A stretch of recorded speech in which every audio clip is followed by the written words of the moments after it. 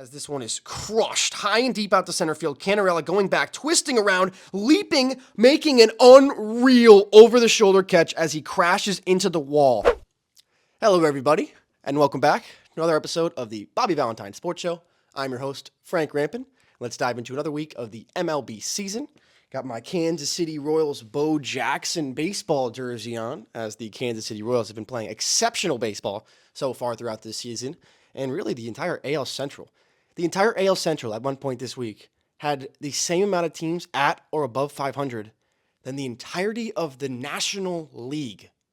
The American League Central, the division that everyone kind of thought wasn't going to be that great this year, had the same amount of people or teams at or above 500 than the entire National League at one point this past week. Baseball's been wild. It's been unbelievable. Let's dive into it with the stat of the week. That could have been it right there, but got a different one for you, and it's the big bad Aaron Judge, the captain for the New York Yankees. He's got 281 career home runs now.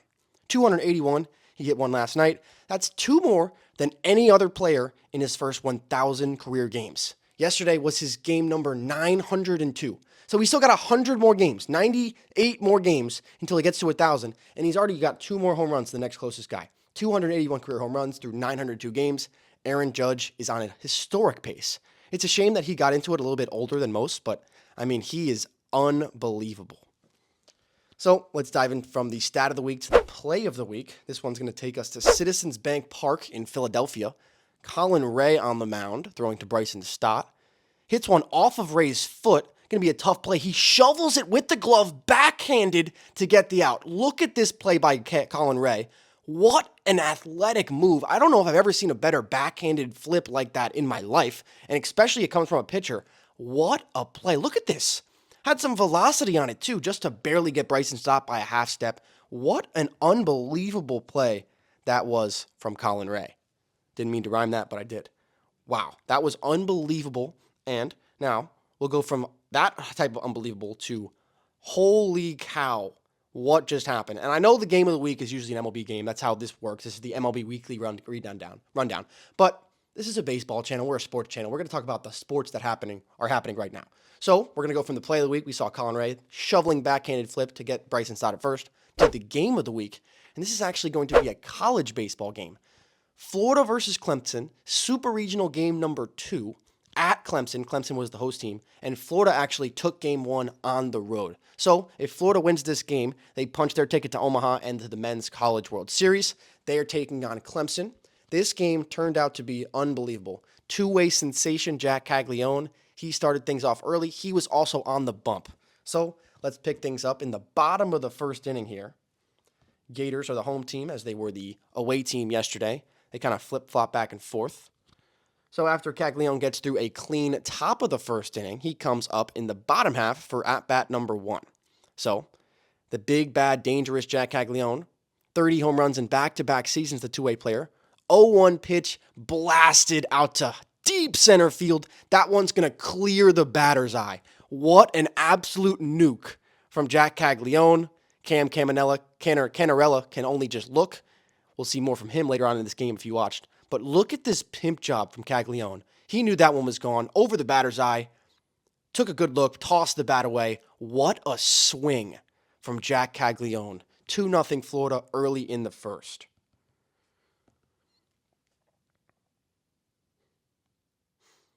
So big explosive start to this one as Caglione gets the boys going early.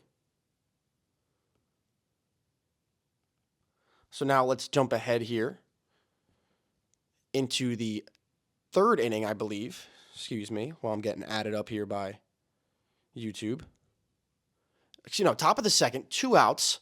Dribbler over to the first baseline. Caglione fields, tags Kuroki, the runner. They have a little bit of words exchange, a couple shoves. Bench is clear. Caglione tags him out. Took exception to how he pushed him. Caglione shoves him back on the way, as we see it again here. Caglione giving him a little shove after he walks by him, saying a little things. Umpires have to break it up. So this leads to a lengthy review. Just hoping that Caglione or anyone really, Clemson players, Florida players, no one was ejected. Hoping that no one would be ejected because Caglione obviously is so good. But the runner on third, who ends up coming through the play, like the runner was going to score. This was the third out of the inning. He runs all the way to the first base line to get involved in this, and they threw him out of the game for touching an umpire. He was getting shoved by the umpire.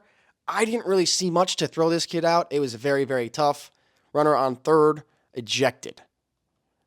So now, Clemson still leading, Florida still leading 2-0. As now we're going to jump ahead to the top half of the third inning here. Clemson finally getting a little bit of action on the bases. Runner on second with one away.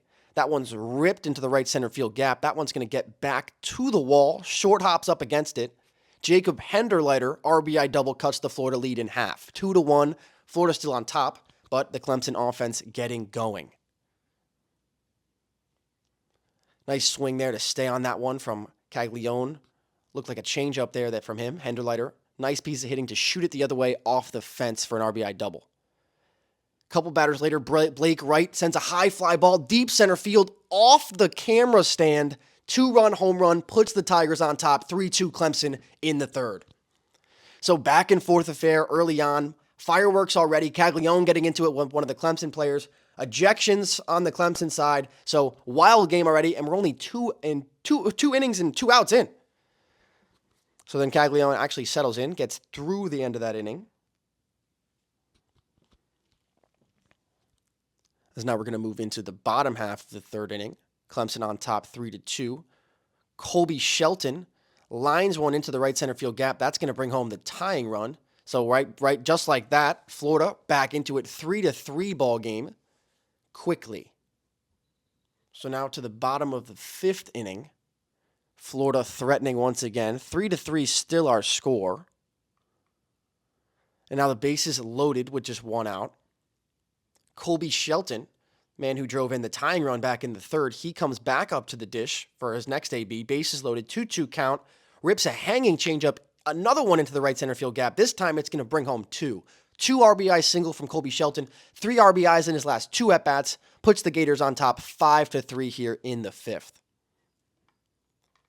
So great piece of hitting there from Shelton, the top offensive contributor so far in this game for the Gators. So now, moving ahead, Jimmy Obertop at the dish, top of the sixth inning, 1 away, gets into one from off of Caglione. That one is gone.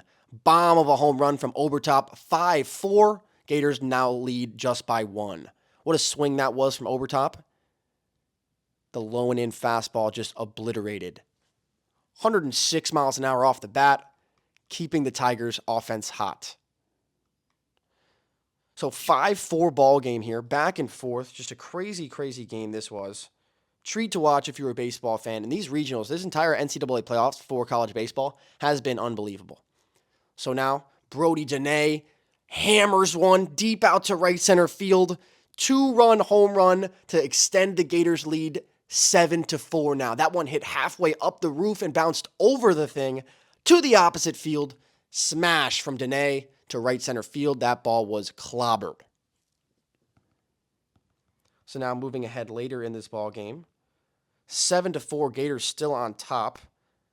And we saw this guy a little bit earlier in the ball game look at a home run from Jack Caglione over the fence. Cam Canarella, he lines one up the middle for a base hit. That's going to bring in a Tiger runner. 7-5 now. The center fielder for the Tigers makes his first contribution to this game, and it will not be his last.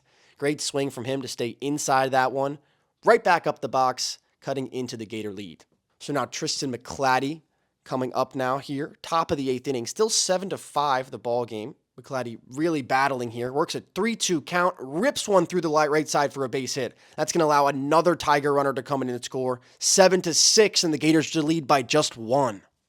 So a crazy, crazy back and forth game now.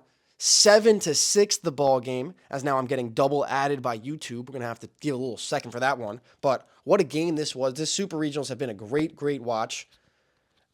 Canarella, that was McClatty. Great, great piece of hitting there. So that's as far as the damage will go.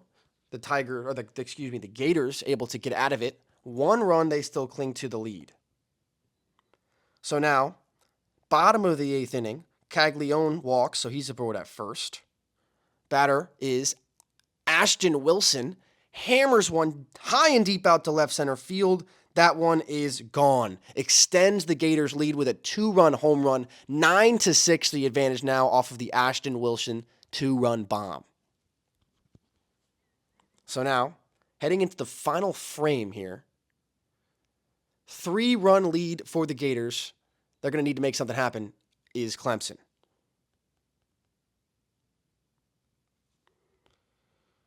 So, Gators on top by 3 runs. And as you see here, 35 consecutive wins when they have a multi-run lead entering the 7th inning. And obviously today, 7-4 lead entering the 7th inning. They've won 35 consecutive games. Guess who comes up? Cam Canarella, runners on first and second, 1 out, absolutely detonates a baseball deep to right field to tie this ball game up. Clemson down to their final 2 outs. Canarella comes through in the big-time clutch moment to tie this ball game up. Holy cow, what a game. 102 miles an hour off the bat, and we're all squared up at 9. So now, heading to extra innings. Clemson unable to score in the top of the inning. So going to the bottom of the 10th inning. After we had a little bit of a weird situation here with the Clemson pitcher getting his hat checked. They thought there was pine tar on his hat. It seemed, I guess it was just rosin. Weird situation. But now, Cam Canarella, no. So let's set the situation here. Tie ball game, right? 9-9 after the Canarella homer in the top of the 9th inning.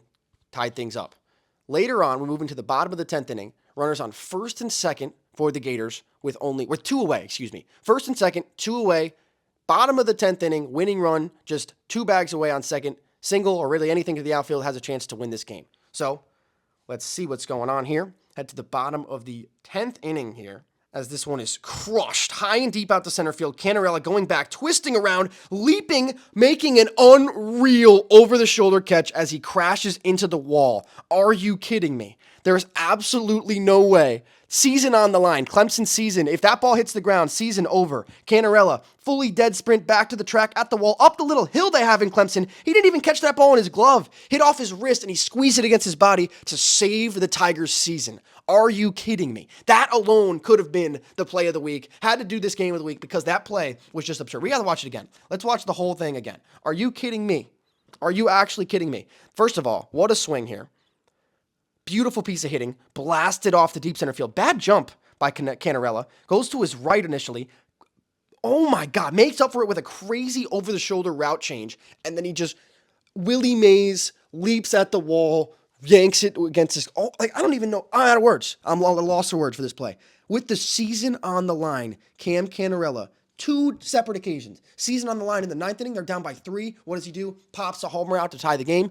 Season on the line, winning run on second base. Ball hit way over his head to the fence. Makes a spectacular catch. Maybe the catch of the season in college baseball. Maybe in all of baseball. What a play from Cam Canarella to save the ball game. Holy cow. So now we're going to move ahead. 13th inning here. No one scores.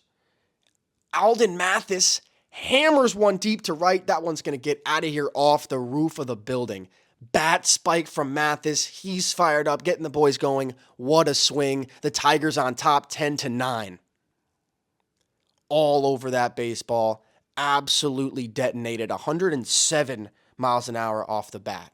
So now the Tigers have the lead. Canarella, a couple unbelievable heroic plays. The homer and the catch. Now another home run. And the coach of the Tigers gets ejected here after arguing that another coach got ejected, firing up the crowd on his way out. And what a scene this was in Clemson. They're going absolutely bonkers. They have the lead 10-9, trying to close things out, headed to the bottom of the 13th. So bottom of the 13th inning, Michael Robertson at the dish with the bases loaded. Tying run on third, game-winning run on second, 1 away. Robertson lines one into the left center field gap. That's going to get down and all the way to the wall. 2 Gator runners are going to score, and they're going to Omaha. Walk-off 2-run double from Robertson sends the Gators to the College World Series and breaks the hearts of the Clemson Tigers. What an absolutely special performance in the late innings of this game from Cam Canarella. Oh my goodness. I believe he had 4 RBIs in the day, including that huge 3-run homer that tied things up in the 9th. And then he made the play of the season to save the game and keep the Tigers' season alive in the bottom of the 10th inning, prevented the walk-off double. What a game from him. But Michael Robertson for the Gators walks things off, and they are back to Omaha for the 2nd straight year. Wow, what a game of the week. And I feel like I had to do that. That was only right. Right? That was an unbelievable game, and I needed to bring that one in here. So, hope you noticed the new setup here. No more computer on the desk. Don't want to be looking down the whole time. So, got a little iPad out here for you guys, looking at the teleprompter now. So, what a game that was. Now we'll go into the MLB standings update. Always like we do, we start in the American League East. The New York Yankees, they just came off of a series loss, actually, to the Los Angeles Dodgers. A very, very highly anticipated series that was at Yankee Stadium in the Bronx. Great games that was. It went to extra innings on Friday night. The Dodgers took them down. And then on Saturday night, they actually kind of killed them. Went into the late innings pretty tight, but then Teoscar Hernandez broke it up with a grand slam. And then Dodgers ended up winning. Yesterday, the Yankees took them down. But the Yankees, 46-21, comfortably sitting at that best team in the American League. This for the first time, So in the history of the Yankees, here are the players to have 20 home runs and 20 doubles in the first 65 games of the season. Babe Ruth did it in 1921. Lou Gehrig, the Iron Horse, did it in 1927. And Aaron Judge, right now, 2024, just did it. Just the 3rd player in the history of the Yankees franchise to have 20 home runs and 20 doubles in his first 65 games in the season. He's unbelievable. He's also just the 2nd Yankee ever to have 30 or more extra base hits in a 30-game span. He joins Joe DiMaggio back in 1937, who actually did this multiple different times during that 1937 season. But 30 or more extra base hits in 30 games, Judge has 31 extra base hits. It's unbelievable. And 3 players on the Yankees have 15 or more home runs through 62 games for the first time in the history of the franchise. Obviously, Judge, he leads the league with 24 now. 24. It's June 10th. Judge has 24 home runs. Soto, he has, I think, 18 home runs, maybe 17. And Giancarlo Stanton, who I think on the dot has 15. And Anthony Volpe and Aaron Judge, they had matching 31-game on-base streaks.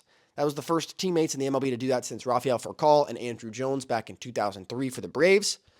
And the only Yankees duo to ever have a 30-game on-base streak at the same time was Joe DiMaggio and Charlie Keller back in 1939. And now we talk about the offense of the Yankees, but the pitching has been unbelievable. Arguably the best pitching staff in baseball, led by Luis Gil, the rookie who's only in the rotation because Garrett Cole is not at the moment. 7 consecutive outings for Luis Gil of 6+ innings with 1 or no runs allowed. That's the longest streak in the history of the New York Yankees. Think about that. He wasn't going to be on the team until the last couple weeks of spring training, and he breaks the Yankee record with 7 outings of 6+ innings with 1 or no runs allowed. Are you kidding me? He's also got a 153 opponent batting average. That's the lowest mark through a pitcher's first 19 career starts in the live ball era since 1920. So no one ever has had a lower opponent batting average the first 19 starts, 153, since 1920. Unbelievable. And a Yankees starter has gone 4+ innings pitched in every single game this season. That's the longest streak to start a season in Yankees franchise history. So a lot of Yankees franchise history, MLB history there, and it's really impressive when you can do that for a story of a franchise as the New York Yankees. So they've been unbelievable. They did lose this series at home to the Dodgers, so maybe they're going to have a little bit of faltering if they play some better competition. But so far, so good for the Yanks. Second place in that AL East, the Baltimore Orioles, sitting at 42-22. They have 5 players who have hit 10 or more home runs. That leads baseball. And they had 3 triples and hit a grand slam yesterday on June 9th for the first time in franchise history. This Orioles team has been pretty good. They're going to need to get things going if they're going to compete with this. This Yankees team that's been unreal. The Red Sox starting to falter a little bit, 33-33. Jarren Duran has been great for them. The pitching staff has fell off a little bit after that historic start to the season. Jarren Duran became the first Red Sox player to have 2 steals of home in a season since 1975. That was Fred Lynn. And I believe that was Fred Lynn's Rookie of the Year and AL MVP season. Correct me if I'm wrong. And also, Jarren Duran became the first Red Sox player to have 10 or more triples in a season since Jacoby Ellsbury in 2009. and it's June 10th. He got his 10th triple of the year on June 9th. We got plenty of baseball left to play. Jarren Duran has a chance to hit a lot of triples this year. The Blue Jays sitting at 32 and 33. They jumped over the Rays, actually, to move into fourth place in this division. Chris Bassett, 8 innings, 1 run against my A's in the Coliseum, and that moves Chris Bassett's career ERA at the Oakland Coliseum to 2.36. That's the second lowest ever in the Oakland Coliseum with a minimum of 250 innings pitched, behind only Paul Lundbaum's 2.29. So that's unbelievable. Chris Bassett played 7 seasons for the Oakland A's. So a lot of the starts in the Coliseum, especially towards the end of his career, or his A's tenure, when he was our ace for 2 to 3 years. He was unbelievable for us. So he had a great start. It's probably his last time ever coming to the Coliseum that he was so good. Ends his career as the second best pitcher, ERA-wise, to ever throw in that stadium. Pretty impressive stuff from him. And on his way out after the 8th inning, he picked up a little bit of dirt from the mound at the Coliseum, put it in his back pocket so he could remember the time. But pretty cool stuff from Chris Bassett. He also went on top of Mount Davis the next day to take a picture with a bunch of the pitching staff. Then to round out the East, the Rays, 3 games under, 31 and 34. But they absolutely own their in-state rival, the Miami Marlins. They won 23 of their last 26 games against the Marlins dating back to 2019. I mean, that's just complete ownage. 23 and 3 in their last 26. Pretty impressive. They're going to have to get going, though, because this AL East is a slugger-happy division. So over to the National League East, the Philadelphia Phillies, they're the best team in baseball, sitting at 45 and 20. They just went over to London, split a 2-game set with the Mets. They swept the Brewers last week, but they only scored 7 runs in the series. It was the fewest runs they've scored in a 3-game sweep since 1966, almost 60 years ago to the year. Matt Strahm has not allowed to earn a run in 25 outings. That matches the longest streak within one season in club history, tying Dan Plesac, who did it back in 2003.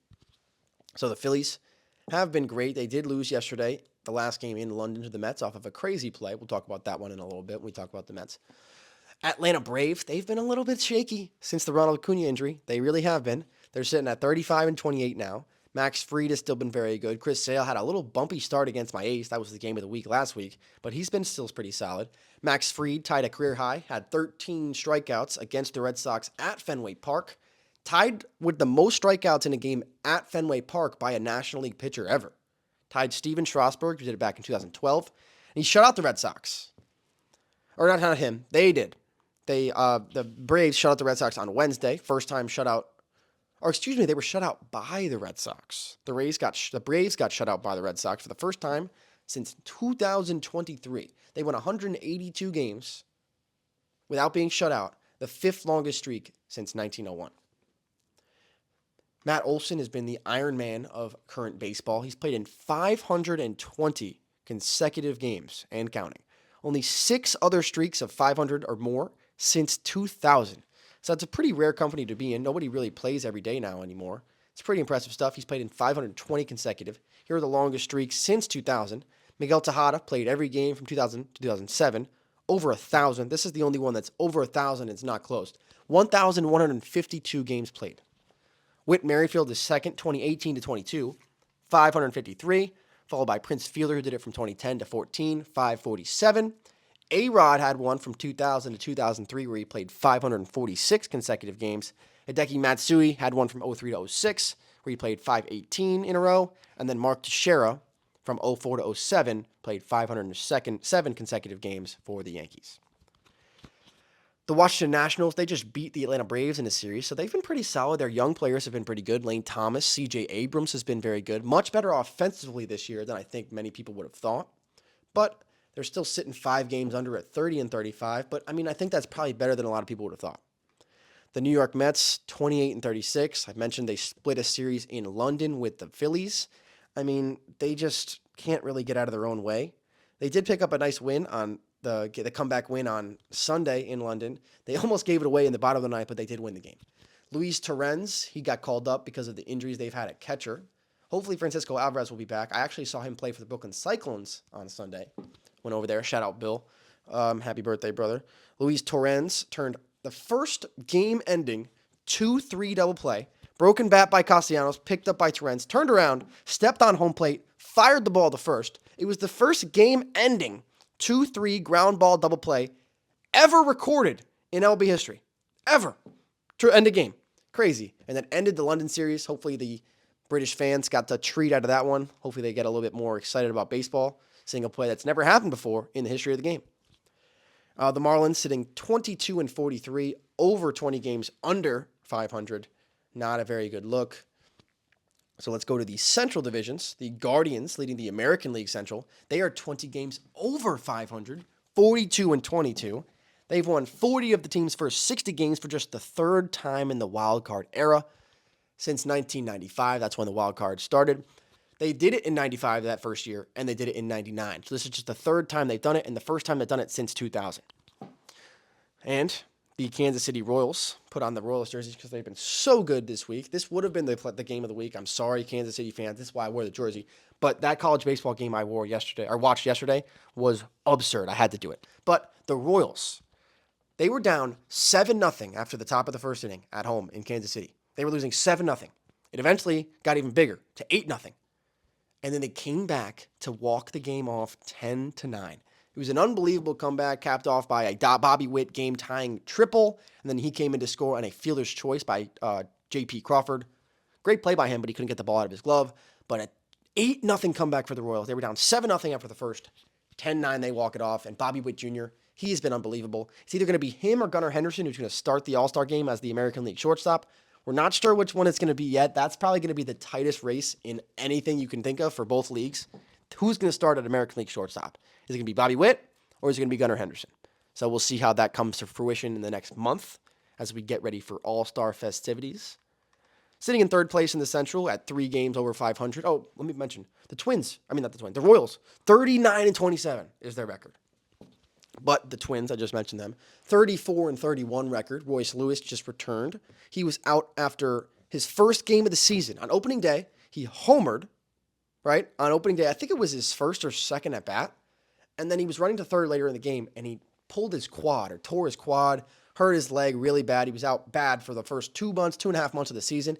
Finally returned this past week against the Yankees. So I mentioned he homered when he got hurt on opening day, before he got hurt. Homered on Wednesday, I think it was, on his first game back from the IL, and then he homered again, and it was his birthday. So Royce Lewis only played in 3 games, and he had 3 home runs. First player in Twins/Senators history to homer in 3 of 3 games played of the season. Pretty good stuff from him. The Detroit Tigers. The Tigers have been a lot better than people think, I would assume. Tigers 1 game under 500, 32-33, but the Tigers have not been very good, as of late at all. Here are pitchers that have had a sub 2 ERA, 90 strikeouts, and less than 20 walks through the first 13 games in the history of the American League. So the American League was founded in 1901. There's only 6 pitchers since the founding of the American League to have a sub 2 ERA, 90 strikeouts, and less than 20 walks in their first 13 games. Pedro Martinez did it in 2000. He won the Cy Young that year. 2009, Zach Greinke did it. He also won the Cy Young that year. Corey Kluber did it in 2018, along with Justin Verlander, who also did it in 2018. McClanahan for the Rays did it in 2022. And now, Tariq Skubal, the big lefty for the Tigers, joins an elite list of 9 now hurlers. 2 of them winning Cy Youngs. Unbelievable start to the career for Tariq Skubal. He's been great. He also threw a 101.7 mile an hour fastball yesterday. It is the second fastest recorded pitch by a starting pitcher this season, only behind Paul Skeens, who threw a 101.9. So that's really touching it up there. Tariq Skubal throwing some cheese. And Jake Rogers, last week they had a series where they played against the Rangers. 3rd catcher this season to have a multi-home run game against the Rangers. Shea Langeliers had a 3-home run game, and then Travis d'Arnaud had one as well. So Jake Rogers becomes the 3rd catcher to have a multi-home run game against the Rangers. Shea Langeliers and Travis d'Arnaud both had 3 home run games, but Jake Rogers hits 2. And to round things off in the AL Central, the White Sox 17-49. They lost 14 games in a row over the past 2 weeks. 14 games in a row ties the longest losing streak in franchise history that was set in 1924. 100 years ago. So all-time lows for this White Sox team. It has not been a great season for them. NL Central, the Brewers still solid, sitting 11 games over 500, 38-27. This is just kind of what they do. The pitching's been pretty good. How about those Cincinnati Reds, though? They just had a great week and a half, 2 weeks of baseball. They moved from 5th in the division all the way to 2nd.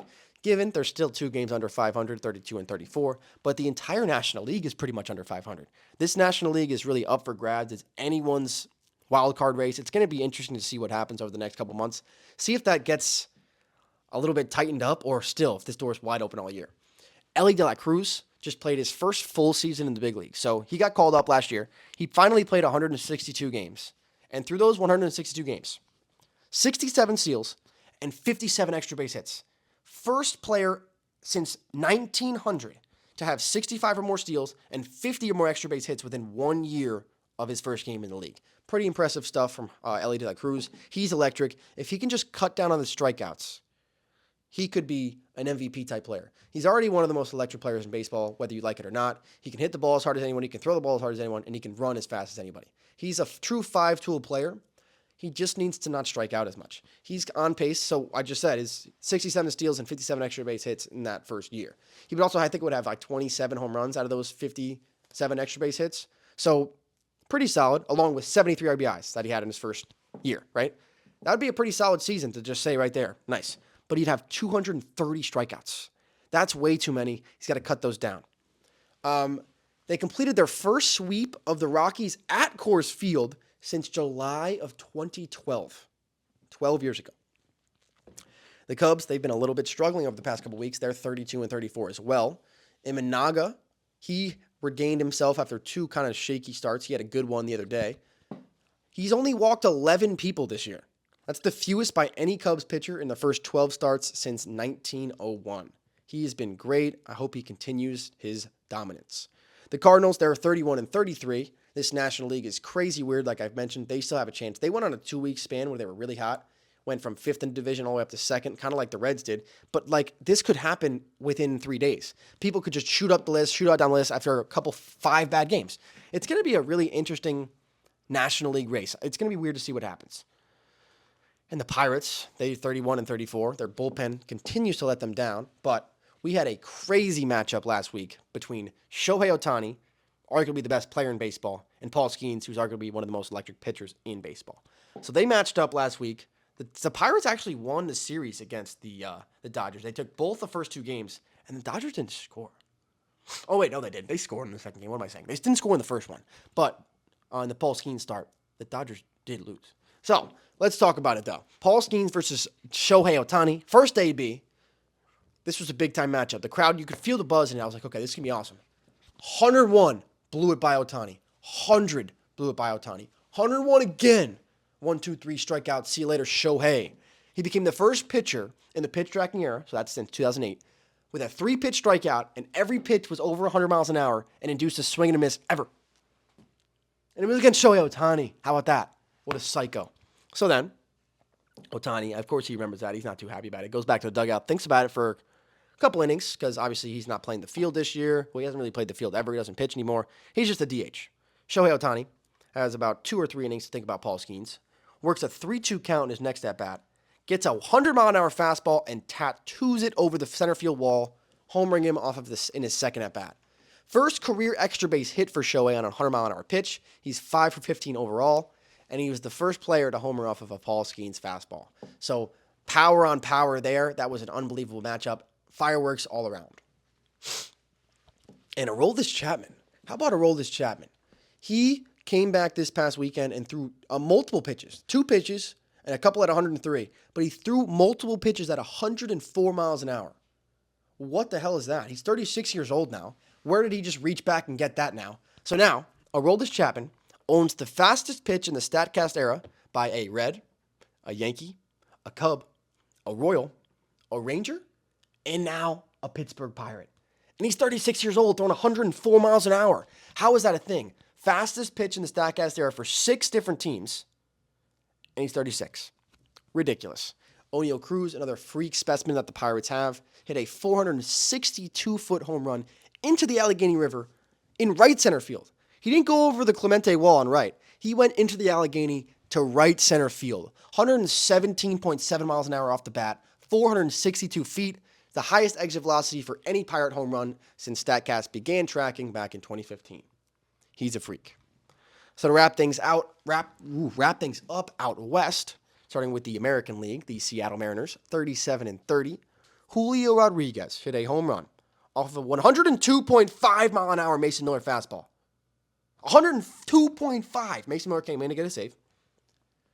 2-0 lead for the A's. Julio turned on a 102.5 mile an hour fastball at the top of the zone, mind you. Third fastest pitch hit for a home run in the pitch tracking era since 2008. What the hell? How the hell is that even possible? My jaw was unbelievable. And Brian Wu, the right-hander for the Mariners, has not allowed an earned run against the A's through 4 career starts. 21 and a third scoreless innings. He absolutely owns us as of right now. It's not good. The Texas Rangers still sitting 3 games under 500. Still have not figured it out. 31-34. The offense has got to get going. The pitching hasn't been bad, but it's like every other day, it's like they only score 1 or 2 or 0. Like, it's really weird. This is not the same Rangers offense we saw last year, but it's pretty much the exact same dudes. So it's very interesting to see. Astros kind of similar, but they're just gaining momentum. I have a feeling this is going to turn on its head very soon. The Astros are going to start playing great baseball. That's just a person that's watched them play a lot, and an American League West fan, I feel it coming. Yainer Diaz, 4 straight games with a home run after not hitting one for an entire month. Didn't hit one all of June. 4 home runs in a row to start, in all of May, 4 home runs in a row to start June. And then the Oakland A's, they've been on a very bad stretch over the past 2 or 3 weeks. 26-41. They were just around 500. Now they're sitting 15 games below. They had a crazy game the other day. Walk-off home run hit by J.J. Bleday on the first pitch of the bottom of the 9th inning. That was actually that game that Chris Bassett started, where he threw 8 innings, 1 run, picked up the dirt, put it in his pocket. But J.J. Bleday joined Hideki Matsui and Dave Henderson as Oakland A's to hit first pitch walk-off home run since pitch counts were first tracked in 1988. The Los Angeles Angels, they are in last, 25-40. They have not been very good. They had a crazy game, comeback win against the Astros yesterday with a wild home run by Logan O'Hoppe that just barely cleared the wall. I thought Trey Cabbage made unbelievable catch. That might have had to have been play of the week if he caught it. Leaping at the wall, he had the ball in his glove. He caught it. And he came down and he hit his hand on the wall, and the ball popped out, went into the stands. So walk-off home run. But then O'Hoppe was rounding first, and Kevin Pillar was on first. He thought the ball was caught, ran back to the bag. The runners definitely crossed. I don't know what was happening there. The umpires just were like, it doesn't matter because 1 run would score anyway. I don't know what happened there. 2-run walk-off home run for the Angels. So now the NL West. Let's talk about this. We talked about Paul Skeens and Shohei Ohtani first at bat. Paul Skeens struck out Ohtani on 3 straight fastballs, all of them over 100 miles an hour. And then in the next at bat, Shohei took him deep to dead center. Unbelievable. And I mentioned the Yankees series that the Dodgers played. They just beat them 2 out of 3, beat them on Friday and Saturday, lost the Sunday night capper. They gave up a homer to Aaron Judge. But Teoscar Hernandez became the first ever Dodgers player to hit a grand slam against the Yankees, including the playoffs. 11 World Series matchups and countless interactions over the course of history when they were Brooklyn, even LA. First ever Dodger hit a grand slam against the Yankees. I feel like that's pretty wild. And the Yankees lose 2 out of 3 to the Dodgers. The Padres sitting in second place here, 34-35. How about this stat? This could have been the stat of the day as well. Luis Arias. Every day of his MLB career, Luis Arias has gone home and went to bed as a 300 hitter. Right? Every day of his career. Not once was he under 300. Even like in the beginning when he was like 1 for 8. No, it was 3 for 8. 4 for 8. Like he was over 300 every single day of his career. Still is. He's only one of 11 players since 1901 who can say that. Only 11 players. Pretty elite categories for Luis Arias. He had another 4-hit game on Friday. 4th 4-hit game in his first 24 games with the Padres. First person ever to do this since 1900. So Luis Arias is just unbelievable. The Giants kind of lost their offense a little bit. They're 2 games under, 32-34. Matt Chapman was kind of going. Heliot Ramos started going for a little bit, but they're not there. The offense got to keep going. The D-backs need to pick it up as well. They're 4 games under, 31 and 35. They have not been great. The pitching hasn't been great. The offense hasn't been too good. It just can't get working at the same time. It's been weird. The Rockies sitting at 20 games under, 23 and 42 to round things up. They have not been good. So that'll do it here for this episode on the Bobby Valentine Sports Show. Hope you enjoyed. We'll see you next week. Follow us on Instagram, Twitter, at the Bobby Valentine Sports Show, and we'll see you next time. Peace out.